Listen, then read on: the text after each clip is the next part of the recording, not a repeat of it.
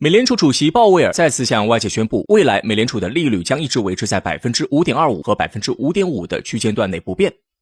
如今美联储已经维持了27个月的高利息政策，这个美联储自身也带来了巨大的债务压力。而另一方面，由于美联储的高利息政策，美国社会迎来了空前恶劣的通货膨胀局面，这也使整个美国经济陷入了恶性循环当中。那么，美联储的利息政策变动究竟会给全世界和美国社会带来怎样的影响呢？为什么说目前的美国经济已经陷入了恶性循环呢？美联储本轮的加息动作是从2022年3月开始的，当时美国为了应对全球新冠疫情大流行过后所产生的经济困境，让美联储出台了几乎疯狂的加息策略。在全球经济环境持续低迷的情况下，各国的金融市场上都没有什么特别值得投资的金融产品。一旦美联储宣布加息，大量来自投资市场的热钱和流动资金就会流入美国。美联储的加息政策相当于是在吸收来自全球各国的经济活力，来哺育美国自身的经济环境。所以这种做法归根结底是一种极其恶劣、损人利己的做法。但由于美国目前依然是世界第一强国，且美元依然是世界贸易的通用货币，各国对于美联储加息收割本国财富的做法也只能是睁一只眼闭一只眼。不过美联储疯狂加息的政策背后是天文数字般的利息。既然美国选择了从全世界收割流动资金来保障国内经济的平稳运行，那么美国政府和美国人民就必须要为美联储的举动买单。根据媒体的报道显示，当前美国面临的债务压力可谓是已经到达了临界点。仅仅在3月份，美国政府兑付的债务总数就超过了890亿美元。如果平均估算下来的话，人们会发现每1分钟美国政府和美国民众就要为美国的债务支付至少200万美元的利息。如果这个债务的雪球继续滚下去，谁也无法想象会产生什么样的恶劣后果。更加令人感到头疼的是，在美联储疯狂加息的同时，美国为了保持国内经济秩序的稳定运行，还在疯狂的加印美元钞票。如此一来，美国社会中就出现了通货膨胀的情况。通货膨胀带来的最直接影响就是民众购买普通生活物资的价格飞速上涨，但民众的收入却不见上涨，因此很多民众的生活水平呈现出直线下降的趋势。为了能够维持自己的生活水平，大量的民众会涌向银行取出原本属于自己的存款，大量的银行则会在这一轮疯狂的挤兑浪潮当中面临倒闭的风险。这一切都让美国的经济陷入了恶性循环的局面当中。前不久，全美知名企业99美分商店宣布关闭美国境内的多家连锁分店，这一举动很快就引发了美国民众对于自身经济生活的普遍关注。它同时也揭开了美国经济陷入恶性循环的真相。原来这家企业是全美闻名的基础生活物资零售商，很多消费者就是因为这家企业销售的产品物美价廉才成为了他的铁杆粉丝，这也让99美分商店的分店开遍了全美各地。然而在通货膨胀状况日益严重的情况下，这家企业也逐渐经营不下去了。通货膨胀导致企业的经营成本骤然激增，他们根本无法再维持99美分的优惠价格了。如此一来，这家企业在同行的队伍当中也就彻底失去了竞争优势。不得已之下，99美分商店总公司只得宣布关闭全美各地多家分店，来保持自己相对同行竞争优势。但这种优势究竟能够保持多长的时间，恐怕连这家企业的高管也不知道。更加令美国民众感到恐慌的是，美国社会通货膨胀的危机冲击的是这个社会的每一个角落，没有任何一个行业和个人能够在这场恶劣的冲击当中幸免。在美联储维持高利息政策的27个月时间里，美国陆陆续续有多家银行传出了破产的消息。仅仅在2023年这一年当中，就有5家美国银行先后宣布破产。更加要命的是，由于物价的进一步上涨，美国社会中的信用卡失信人数也在急剧上升。由于美国银行根本无法在短期内收回这些债务，银行就会在事实意义上成为一个有名无实的空壳。在这样的情况下，大量的银行就会出现现金流短缺的情况。一旦银行的资金流彻底枯竭，银行的股东们也就只能够选择让这家银行接受倒闭的命运了。而一旦有银行宣布倒闭，又会进一步诱发民众对于金融市场的恐慌情绪。如此循环往复之下，美国的整个社会经济生态都会陷入恶性循环的状态当中。毫不夸张地说，只要美联储的高利息政策以及美国政府加印美元钞票的手段持续1天，美国的通货膨胀情况就1天不会得到真正的缓解，美国民众也就要继续过这种糟糕的日子。当下的美国政府为了与中国展开金融博弈，已经让自己的民众付出了巨大的代价，但未来的美国政府和美国民众总有彻底撑不动的那一天。随着美联储高利息政策的不断持续，外界关于美联储即将降息的消息和讨论也越来越多。在这样的情况下，美联储主席鲍威尔不得不站出来对公众就利息政策做出说明。可即便是鲍威尔已经对利息政策做出了明确的表态，人们对于美联储和美国政府还是缺乏最基本的信心。有不少分析人士都认为，美联储在今年之内一定会迎来一次降息的动作。当地时间6月12号，美联储主席鲍威尔再次在公众的面前明确表示，美联储的利率将会继续维持在 5.25% 至 5.5% 之间不变。这已经是鲍威尔第7次就高利率政策对公众做出回应了。事实上，在美联储维持高利息政策的这27个月里，外界一直都有关于美联储的质疑之声。人们普遍认为，如果美联储再继续维持高利息的政策，美国政府迟早会有撑不住的那一天。当前的这种高利息政策维持的越久，美国政府所面临的财政压力也就越大。要知道，当前的美国财政赤字早就已经处于居高不下的境地了，拜登政府根本没有手段搞到这么多的钱来向投资者支付利息。而且随着美联储高利息政策的逐步持续，各方投资者对于美国政府的信心也正在下降，人们存款和投资的期限只会变得越来越短，根本没有人愿意把钱长期放在美国政府的手上，这就导致美国在短期之内面临的财政压力会急速增大。一旦这种压力增大到了美国政府所能够承受的极限，那么美联储就不得不采取降息的策略来让美国经济降温了。根据彭博社的报道显示，当前美国投资者和消费者对政府的信心普遍低于预期。尽管美国官员对外摆出了很多漂亮的数据，但这依然无法说服投资者和民众。英国媒体《金融时报》则认为，虽然美国股市的3大指数在鲍威尔发表相关讲话之后迎来了一小波上涨的浪潮，但这依然无法改变人们对于美国经济的悲观看法。美联储极有可能会在今年9月至11月之间迎来降息的动作。目前根据各方预测，美联储在9月份采取降息手段的概率约为 70%， 而美联储在11月采取降息手段的概率则为 100%。 也就是说，美联储在今年结束之前会至少做出一次降息的举动，而一旦美联储宣布降息，那么就会有大量的投资资金重新涌入国际市场，包括中国、日本、韩国在内的多国经济就有可能迎来新的动力。从目前的情况来看，中国的经济和投资市场虽然也在美联储的这轮加息浪潮中受到了不小的影响，但中国的经济局面总体还是较为稳定的。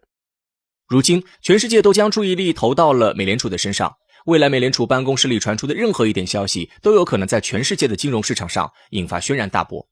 对此，中国也已经做好了充足的准备。目前，我们不仅在有条不紊地抛售手中持有的美债，更是在加大力度购置黄金，以求应对未来国际金融市场上的各种冲击与挑战。毫无疑问，在这盘中美金融博弈的棋局之下，中国已经逐渐占据了上风。未来，如果美联储宣布降息，中国在金融博弈中所面临的优势也会骤然增大。但在美联储宣布降息之前，中国还必须撑过黎明前最后的黑暗。而在这种黑暗当中，美国也极有可能会对中国发起更为疯狂也更为歇斯底里的举动。对此，我们绝不能够掉以轻心。未来的世界格局注定会朝着多极化的方向迅速发展下去，美国主导的经济和政治秩序迟早会迎来彻底崩盘的那一天。而当下美国在中美金融博弈中犯下的每一个错误，都将会成为自己的催命符。1955年1月，新年伊始，一场特殊的会议在阿瓦迪如约举行。国大党成员齐聚一堂，焦急地等待着党魁尼赫鲁的出现。不久之后，尼赫鲁带着一个重大的消息来到了大会上，他高调宣布印度要建设社会主义类型社会。此话一出，众人哗然。而尼赫鲁这番看似古怪的惊人言论背后，也藏着一段不为人知的奇葩史实。国大党可谓历史悠久，不仅是印度各政党里的元老级王者，也是亚洲资历最深的现代政党。印度独立后，国大党顺理成章变为执政党。彼时，侵略者已经离开家园，徘徊中的印度接下来要走哪条路，成为了摆在眼前最关键的问题。有趣的是，这个问题本不需要讨论，原因十分简单，国大党是一个不折不扣的资产阶级政党。按理来说，在资产阶级政党的领导下，印度应当毫不犹豫地走上资本主义道路，但偏偏当时的国大党极具特殊性。早在成立之初，国大党的性质便不够纯粹。在反对殖民主义的斗争里，与其说国大党是资产阶级的利益代表，不如说它是印度全民族推选出来的旗手。因此，国大党可以代表不同阶级的集体利益，甚至与印度共产党有着极为深刻的关联。要知道，在印度独立前，印度共产党员均可以凭借个人身份加入国大党。更重要的是，国大党在工农中的影响力惊人，远远超过了印度共产党。就农民而言，国大党在乡村设置了邦委与县委，在广大农民中构建了完整的基层组织。曾经被无视的底层农民，在国大党的帮助下，有了发声的可能。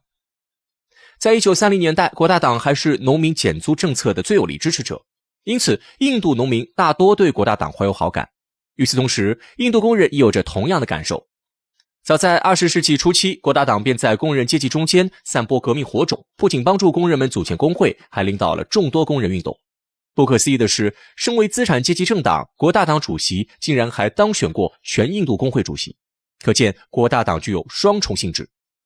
这个神奇的政党身体里似乎同时流淌着两种血液，这两种基因天生水火不容，却由于特殊的历史选择得以在国大党内和谐共存。但是共同的敌人已经消失，不同阶级的利益势必发生碰撞，在酝酿出不可调和的冲突前，国大党势必要做出选择。这时一个关键性的男人登场了，尼赫鲁。身为国大党领袖，尼赫鲁的决策便为党派与国家指明了未来的道路，而他的构想十分明确，一言以蔽之，要在印度搞社会主义。1954年，尼赫鲁应邀访问中国，这场中国之行更加坚定了他的判断。在尼赫鲁看来，中国与印度如同孪生兄弟，不仅同为文明古国，还同样历经了艰难跋涉的近代。而中国在共产党的领导下踏入了共产主义的康庄大道，国家欣欣向荣。因此尼赫鲁信心满满地认为印度也可以复刻这份成绩单。于是1955年，尼赫鲁在国大党会议上宣布，印度的未来应当是一个社会主义类型的社会。为了强化这一概念，尼赫鲁还撰写了一篇文章，名叫《我们的社会主义经济》。在文章中，他骄傲地宣布，印度正在努力建设一种全新的社会主义，这种社会主义本质上是共产主义与资本主义之间的中间道路。尼赫鲁为其取了一个新名字，民主的社会主义，而这个关键词被写入了国大党的党章。随后，一场轰轰烈烈的社会主义运动在印度拉开帷幕。为了实现心中的宏伟蓝图，尼赫鲁做了不少事儿。首先，他开始不遗余力地推动计划经济。计划经济要配合5年计划来发展。从1951年开始，印度的国民经济便与一个接着一个的5年计划紧密捆绑。尼赫鲁提出将关键部门收归国有，其中最重要的就是工业生产部门。此前，印度的大量工业生产被掌握在私人垄断者手中。尼赫鲁敏锐地意识到，这种各自为营的发展方式在短期内无法搭建起国民经济的基础。因此，尼赫鲁颁布多项法案，推动工业部门国有化。1951年，工业法问世，3年后，工业发展战略逐渐成熟。1956年，工业政策决议通过。其次，除了在宏观经济政策上大展拳脚之外，尼赫鲁的土地改革同样也不容忽视。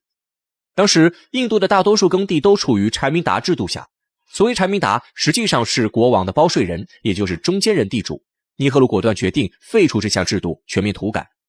据统计，在1948年到1955年期间，印度在农村地区一共废除了250万柴民达，赎回了大量土地。随后，政府还展开了公平地租与保障租佃法等活动，将土地以尽可能公平的方式分发给农民。另外，在工业与农业之外，尼赫鲁所推行的社会口号也足以令人心潮澎湃。在当时，社会公正与社会均等是毫无疑问的政治正确，政府的首要任务则是消除贫困。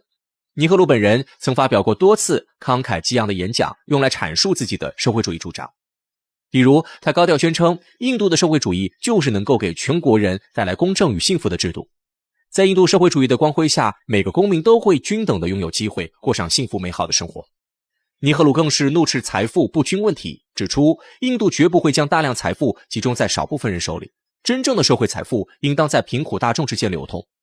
乍一看，尼赫鲁似乎为印度的社会主义绞尽脑汁，呕心沥血。然而，事实当真如此吗？倘若当真如尼赫鲁所言，那么印度万万不会是如今的模样。看看印度如今的模样，我们可以给出确定的结论：印度的社会主义彻底玩砸了。其实，印度的失败几乎是一种必然，因为从本质上来说，印度的社会主义完全是大型的政治作秀。先说工业，国有化几乎就是个笑话。法律规定，印度的公营经济大事小情都需要经过咨询委员会的同意。原本这只是一个调整公营经济与私营经济关系的中立机构，但实际上这个关键机构早就被资本家所把控。因此，印度表面上在发展公营经济，实际上是在为私人资本提供便利。打着国家的名号，这些私人资本甚至更容易垄断资源。比如，私人资本可以轻而易举地获得原料、运输与销售便利，不会受到任何谴责。1947年，印度刚刚独立的时候，塔塔财团的总资产仅仅为 2.37 亿卢比。但是经历多年的国有化改革后，塔塔财团的资产不减反增，竟然在1967年飙升到了 58.46 亿卢比，堪称荒谬。甚至在尼赫鲁去世后，他的女儿印第拉甘地继续推进了这一虚伪的经济国有化。1969年，国大党政府直接将全国最大的14家私营银行收归麾下，甚至垄断了煤炭与炼油工业，将国民的共有资源变成了国大党的私产，却还要继续宣扬这也是向社会主义方向的大迈进。其实，国大党与资本集团关系匪浅，几乎是不争的事实。正因如此，印度的资本家们非但不害怕国有化，反而还拍手称快，因为国有化程度越深，资本家牟利的空间反而越大。再说农业，印度的土改实际上就是巨大的骗局。从表面上看，地主的数量是减少了，但是封建的土地制度依旧根深蒂固，成为了印度农业的基因密码。政府规定，地主可以保留一定数量的自耕地，不仅如此，政府统一收购的土地最后也是按出价销售给富农，而这些人本身就是地主。如此一来，地主名义上成为了历史，可实际上依旧是农村的实际掌控者。财富也好，地位也罢，基本上都没有发生改变。由此可见，尼赫鲁的种种豪言壮语不过是用来安抚民心的一种口号，这种口号的本质依旧是剥削与忍耐。印第拉甘地在70年代初无数次重提消灭贫困，但是大多数印度人依旧生活在水深火热中。直至今日，这种巨大而魔幻的落差感依旧没有改变。印度的社会主义自始至终都是资产阶级政党的一场表演，势必玩砸。